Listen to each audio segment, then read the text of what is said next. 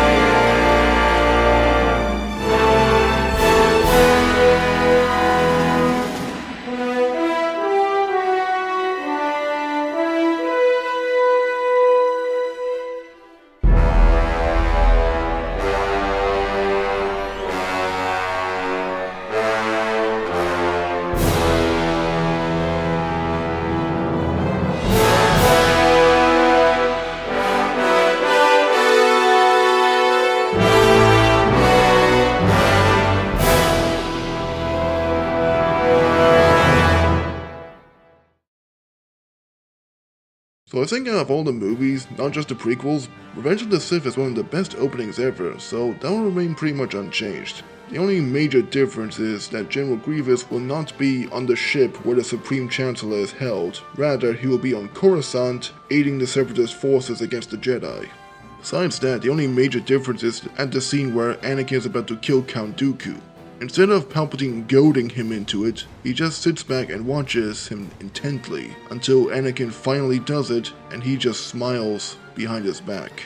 They are still captured and brought to the command deck of the ship, where we then cut to a scene on Coruscant, following Mace Windu as he does his best to hold back the Separatist forces. One of the clone troopers runs over to Mace and informs him that the captain of the ship that's holding the Supreme Chancellor has a message for him. However, back on the ship, Anakin and Obi-Wan have already escaped and are fighting off the Magna Guards, and have officially taken control of the vessel. So instead of Mace Windu talking to Dooku like he expected, he instead finds him talking to Anakin with a cocky smile, who assures him that the Supreme Chancellor is secured and the ship is now under their control. Mace Windu, however, doesn't share Anakin's more chipper attitude, informing him that General Grievous' forces have dealt a considerable blow to their own, and tells him to get the Chancellor off the ship as fast as possible. Right after Anakin ends their call, one of the more intact battle droids sends a transmission to General Grievous. This is where we get our first introduction to the character in this version, surrounded by dead clones and a dying Jedi Knight under his clawed metal foot. He crushes the Jedi's throat and orders every ship to fire on the one containing the Supreme Chancellor,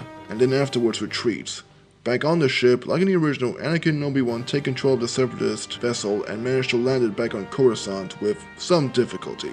After the scene where Padme reveals to Anakin that she is pregnant, a new scene will then follow, depicting a funeral for the Jedi who were killed during Grievous' rampage on Coruscant, which will serve two main narrative purposes. One, it helps to further solidify General Grievous as a genuine threat instead of the jobber that he was in the official movie. Two, this scene will also help establish the toll that the Clone Wars as a whole have taken on the Jedi in all the 3 years it has lasted in-universe. General Grievous arrives on Utapau and receives orders from Darth Sidious to move all the Separatist leaders to safety on Mustafar. Now, instead of the cringe-inducing banter between Padme and Anakin, "You're so beautiful."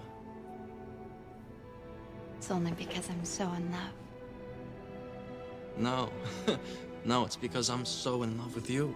we just cut straight to Anakin's nightmare where he sees Padme dying. After he confesses feelings to Yoda, we get a slightly distinct scene where Anakin is standing before the council. where they are scolding his decision to kill Dooku, to which Anakin is both confused and angry, demanding to know why. They explain that while Dooku was a dangerous individual, now that he is dead, they are no closer to finding out if he himself had a master or had been secretly training another apprentice. Anakin leaves the council room with Obi-Wan following. He tries to calm Anakin down, but he just lays into Obi-Wan about all he's done for them during the Clone Wars, all the troops and people who died during this conflict, and now he's being punished for saving the Supreme Chancellor's life. He leaves as if all goodwill between the two was lost during that moment. We then cut to the scene where Anakin is in Palpatine's office. Palpatine thanks Anakin once again for saving his life, but he then asks Anakin about his meeting with the council. Anakin is surprised that someone embarrassed Palpatine somehow found out about it.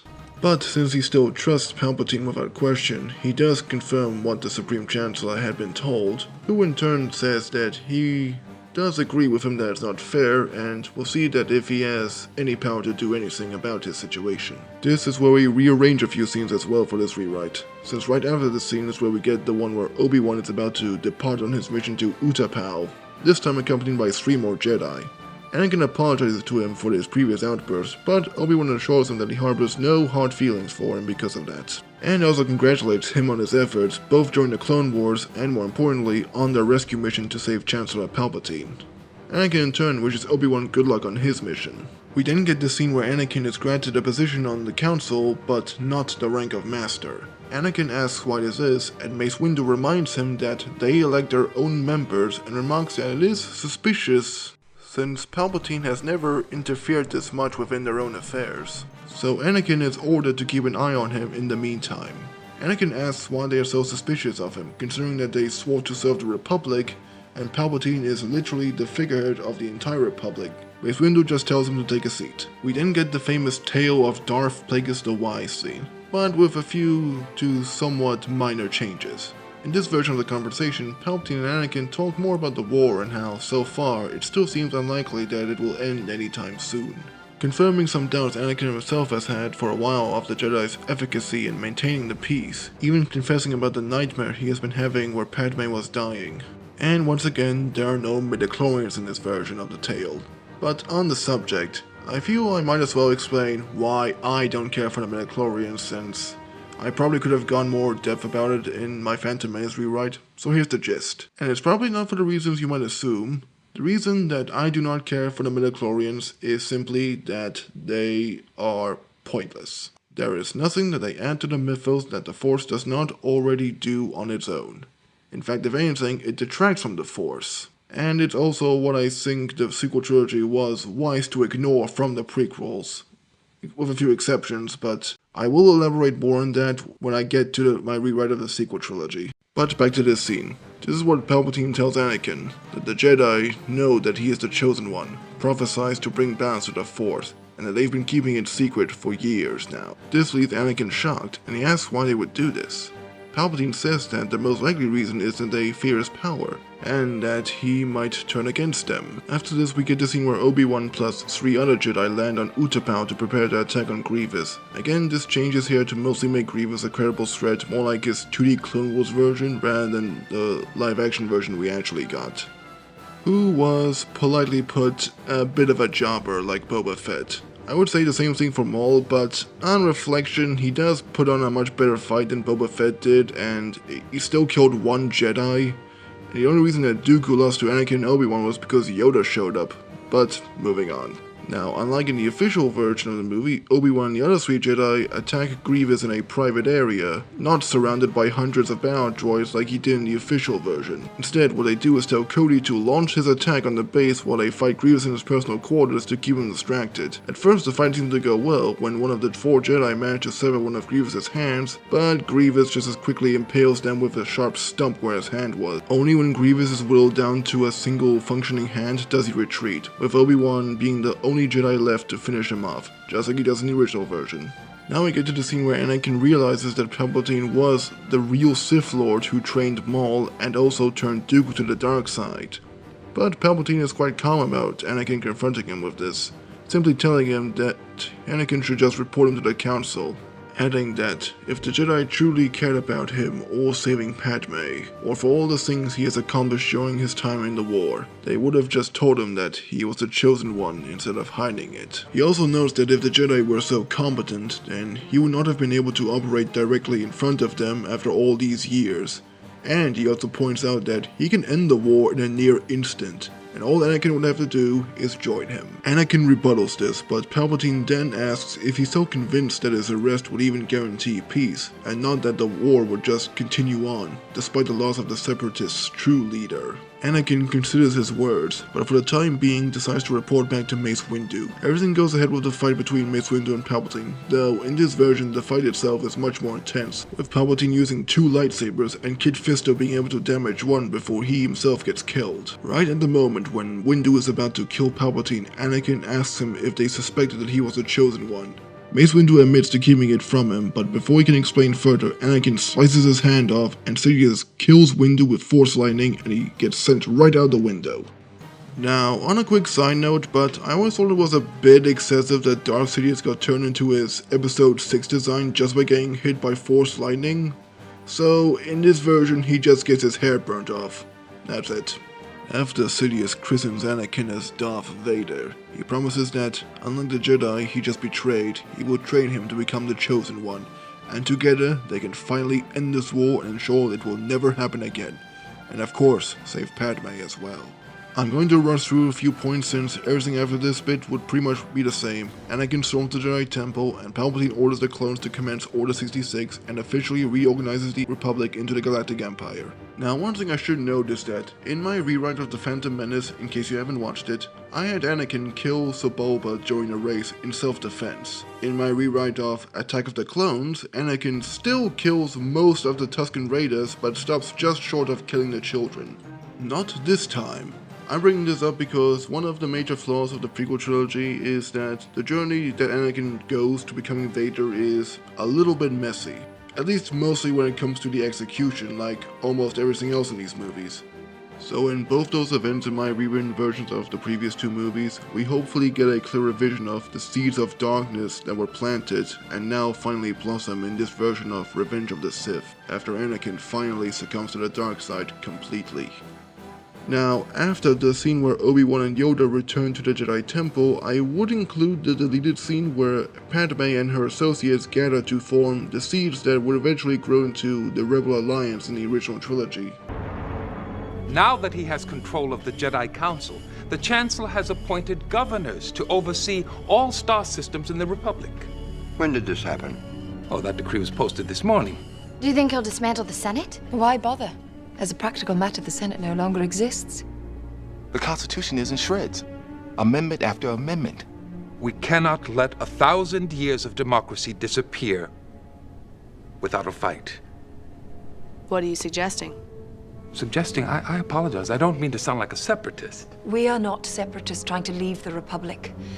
We are loyalists trying to preserve democracy in the Republic. I can't believe it has come to this. Chancellor Palpatine is one of my oldest advisors. He served as my ambassador when I was queen. Senator, I fear you underestimate the amount of corruption that has taken hold in the Senate. The Chancellor has played the Senate as well. They know where the power lies, and they will do whatever it takes to share in it. And we cannot continue debating about this any longer. We have decided to do what we can to stop it. Senator Mon Mothma and I are putting together an organization. Say in no which... more, Senator. I understand. At this point, some things are better left unsaid. Agreed. And so we will not discuss this with anyone without everyone in this group agreeing.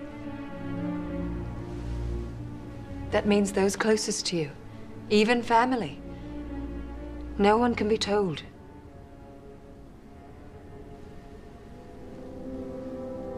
Agreed.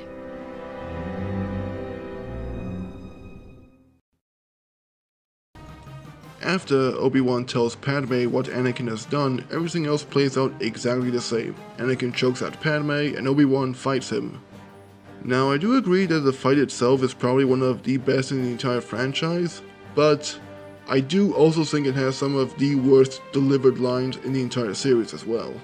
I should have known the Jedi were plotting to take over. Anakin, Chancellor Palpatine is evil! From my point of view, the Jedi are evil! During the scene where Padme is giving birth and Anakin is also being operated on at the same time, Padme dies due to the damage sustained to her windpipe, but with her dying breath, she names both her children, Luke and Leia. Now, in this version of the movie, we get a new scene where Anakin finds himself in a desert. He spots a child who he realizes is him when he was 10. Before he can ask what's going on, the younger version of him turns into sand thanks to a gust of wind. He looks around again, and now he sees his mother standing there, looking at him too. At first he is happy to see her, a feeling which his mother does not return. Eventually, with the same emotionless expression, she turns around and just walks away from him. Anakin runs after her, but no matter how fast he runs, she is somehow able to stay ahead despite continuing to only walk at the same pace, until finally he just collapses to the ground and watches as she fades into the distance like a mirage. He notices the twin suns of Tatooine, which then fade into the lenses of his new mask. He asks his master what happened to Padme with his new voice, and just like in the original, he just says that he killed her in his anger. After this new scene, Obi-Wan delivers Luke to Owen and Beru while Bail brings Leia to Alderaan. But unlike in the original, the final scene will be the one where Darth Vader walks up to his master on the bridge on the Star Destroyer.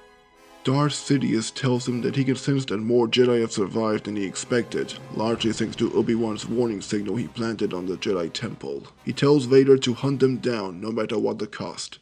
Vader nods, and before he leaves, as a final cruel joke, Sidious says, "Go forth now, my chosen one of the Sith." The end. So here it is now, my final rewrite of the prequel trilogy. The cruel irony is that since I do agree that this was the best of the prequel movies, this will be shorter, which obviously wasn't really. Now, I don't think the prequel movies hold up due to nostalgia, even if I did like them as a kid, but I still appreciate what they tried to do at the least. And ultimately, if I had to criticize one thing about my version, is that the change to have Anakin kill Jango Fett instead of Mace Windu was ultimately just as pointless as it was in the original version. But if I have to leave with one final statement, it's that everything that these movies tried to do, Clone Wars did better. Until next time.